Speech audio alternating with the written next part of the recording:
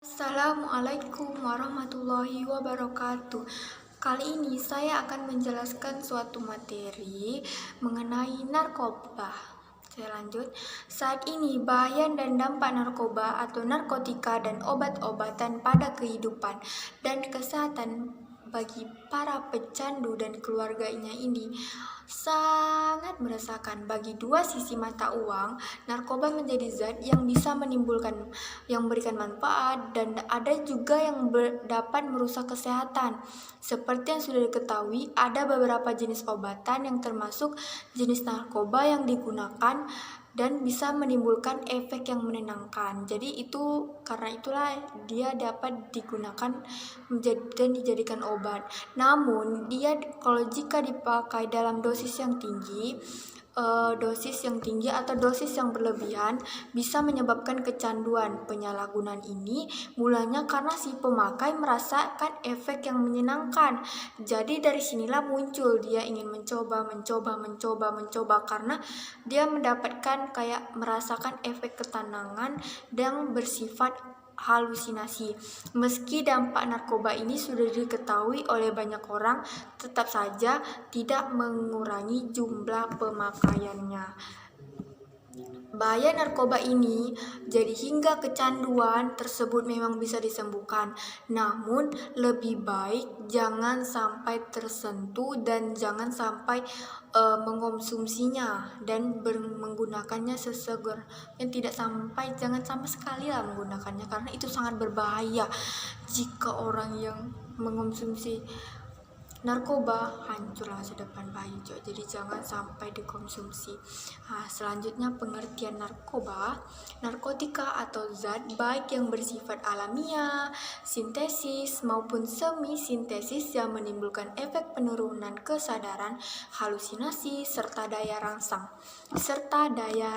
Sementara menurut UU Narkotika pasal 1 ayat 1 menyatakan bahwa narkotika merupakan zat yang berasal dari tanaman yang memberikan efek halusinasi, menurunnya kesadaran, serta menyebabkan kecanduan. Jadi jika seseorang mengonsumsi ini dalam dosis yang berlebihan, dalam pemakaian yang berlebihan, itu akan menyebabkan kecanduan. Jadi sangat-sangat berbahaya. Oke, selanjutnya adalah jenis-jenis narkotika atau narkoba. Jenis ini dibagi menjadi 3, yaitu jenis narkotika golongan 1, narkotika golongan 2, narkotika golongan 3. Narkotika golongan 1 ini contohnya ganja, opium, dan tanaman koka yang sangat berbahaya jika dikonsumsi karena berisiko menimbulkan kecanduan. Jadi jangan sampai dikonsumsi karena sangat-sangat berbahaya. Dan yang kedua adalah narkotika golongan 2. Sementara narkotika golongan 2 ini dapat dimanfaatkan asalkan dengan resep dokter. Jenis dari golongan ini kurang lebih ada 85 jenis dan beberapanya seperti morfin, alfa-flodina, dan lain-lain. Golongan 2 juga berpotensi tinggi untuk menimbulkan ketergantungan, jadi tak payahlah konsumsi narkoba bahaya. Dan yang tiga ada narkotika golongan 3. Yang terakhir ini, narkotika golongan 3 ini memiliki resiko ketergantungan yang cukup ringan. Jadi yang narkotika golongan 3 ini dapat dimanfaatkan untuk proses penyembuhan karena proses penyembuhan atau pengobatan serta terapi karena resikonya ini ringan dan tidak terlalu berbahaya. Seperti yang sudah disebutkan tadi, ada beberapa jenis yang didapatkan secara alami dan ada juga yang didapatkan melalui proses kimia. Jadi jika berdasarkan pada bahan pembuatannya, jenis-jenis narkotika ini dibagi menjadi 3. Ada jenis narkotika sintesis, ada jenis narkotika semi sintesis, dan ada narkotika jenis alami. Yang pertama adalah narkotika jenis sintesis. Jenis yang satu ini didapatkan dari proses pengolahan yang rumit. Golongan ini sering dimanfaatkan untuk keperluan pengobatan dan juga dapat dimanfaatkan untuk keperluan penelitian. Contohnya narkotika ini yang bersifat sintesis ini contohnya amfetamin, metadon, dexamfetamin, dan lain sebagainya. Yang kedua adalah narkotika jenis semi sintesis. Pengolahan ini menggunakan bahan utama yang berupa narkotika alami yang kemudian diisolasi dengan cara diekstraksi. Contohnya adalah morfin, heroin, kodein, dan lain-lain. Yang ketiga adalah jenis narkotika alami. Narkotika jenis alami. Contohnya ganja dan koka. Jadi ganja dan koka ini adalah narkotika yang bersifat alami dan bisa dikonsumsi langsung dengan cara yang sederhana.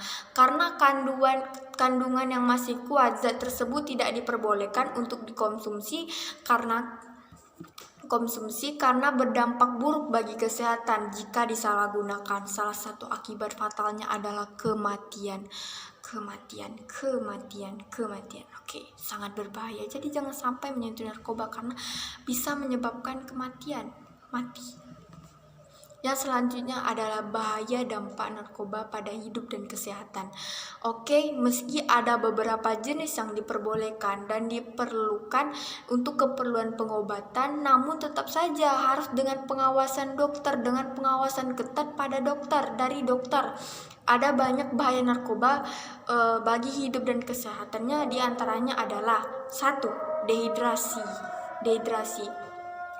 Penyalahgunaan zat tersebut bisa menyebabkan keseimbangan elektrolit berkurang, akibatnya badan kekurangan cairan. Jika efek ini terus terjadi, tubuh akan kejang-kejang, muncul kayak halusinasi, serta terjadi perubahan perilaku yang lebih agresif dan muncul rasa sesak di dada. Jadi jika ini terjadi dalam jangka panjang dari dampak dehidrasi dan dapat menyebabkan kerusakan pada otak. Berbahaya bukan? Berbahaya memang. Yang kedua adalah halusinasi. Halusinasi menjadi salah satu efek yang sering dialami oleh saya skip dulu soalnya lagi azan.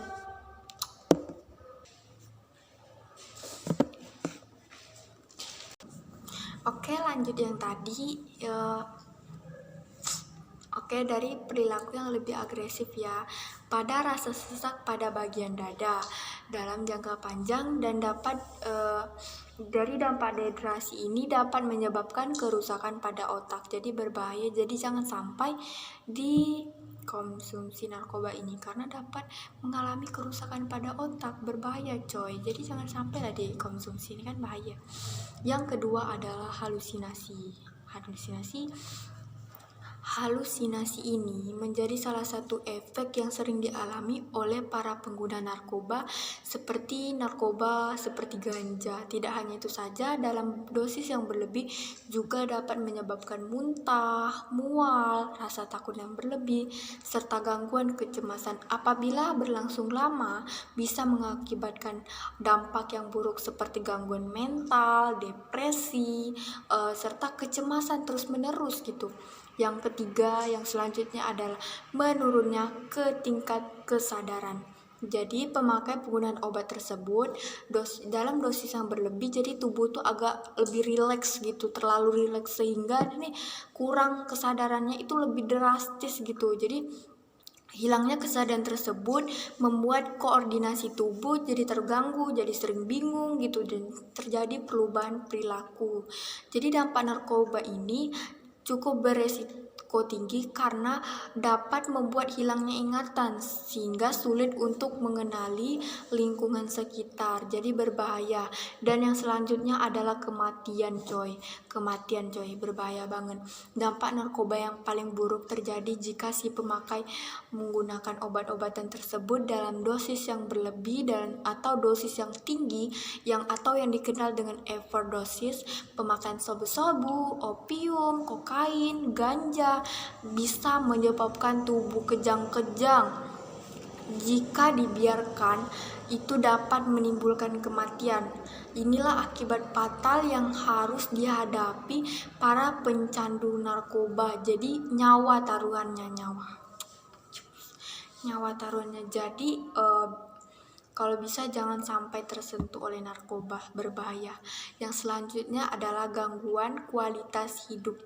Oke, bahaya narkoba bukan hanya berdampak bagi kondisi tubuh, penggunaan obat-obatan tersebut juga mempengaruhi kualitas hidup. Misalnya susah berkonsentrasi saat bekerja, mengalami krisis ekonomi atau krisis keuangan, hingga harus berurusan pada pihak kepolisian jika terbukti melanggar hukum.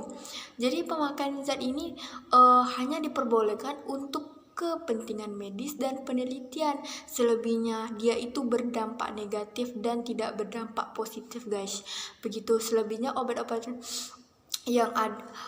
Yang ada kualitas hidup menjadi terganggu, relasi dengan keluarga jadi kacau, kesehatan menurun. Jadi yang paling buruk adalah menyebabkan kematian.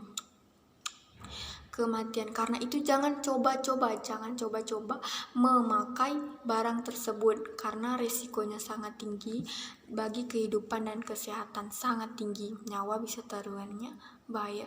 Jadi jangan sampai disentuh. Oke, dalam pembahasan ini saja yang ingin saya sampaikan. Kalau misalnya ada salah ngomong, kurang lancar atau semacamnya, mohon dimaafkan. Wassalamualaikum warahmatullahi wabarakatuh. Dadah.